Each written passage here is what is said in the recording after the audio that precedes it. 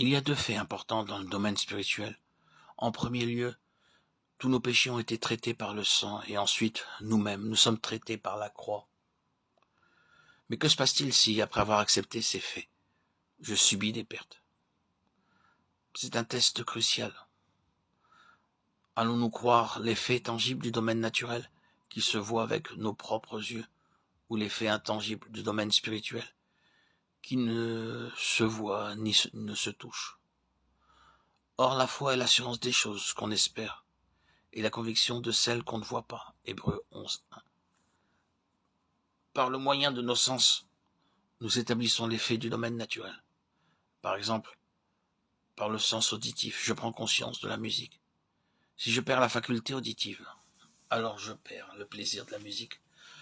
Cependant, de manière fondamentale, la réalité musicale ne peut pas être affectée par ma capacité ou mon incapacité à entendre la musique.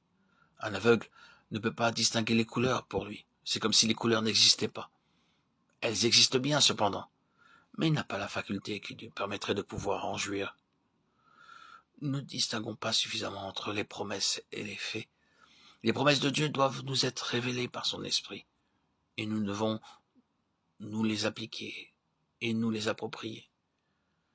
Mais les faits, ce sont des faits que nous y croyons ou non. Si nous ne croyons pas aux faits accomplis sur la croix, ils n'en demeurent pas moins réels pour cela. Mais cependant, ils n'auront aucune valeur pour nous. La foi ne les rend pas plus réels pour autant. Ils sont réels, mais la foi les démontre, et ainsi les rend réels dans notre expérience. Tout ce qui contredit la vérité de la parole de Dieu, nous devons le regarder comme un mensonge du malin. Il ne se limite pas seulement à dire des mensonges, il fait des mensonges. Il ne nous trompe pas seulement en déclarant des mensonges, mais par des signes mensongers, des sensations et par des expériences mensongères. Dès que nous avons accepté notre mort avec Christ comme un fait, Satan essaie de prouver que nous ne sommes pas du tout morts, mais bien au contraire très vivants. Et il cherchera à le démontrer par nos expériences. Si nous demeurons sur la base de nos sens pour saisir la vérité, nous découvrirons que les mensonges de Satan sont des choses vraies dans notre expérience. Cependant, si nous refusons de croire tout ce qui contredit la parole de Dieu, en demeurant fermes sur la base de la seule foi, nous constaterons que les mensonges de Satan se dissiperont et notre expérience grandira avec la parole de Dieu.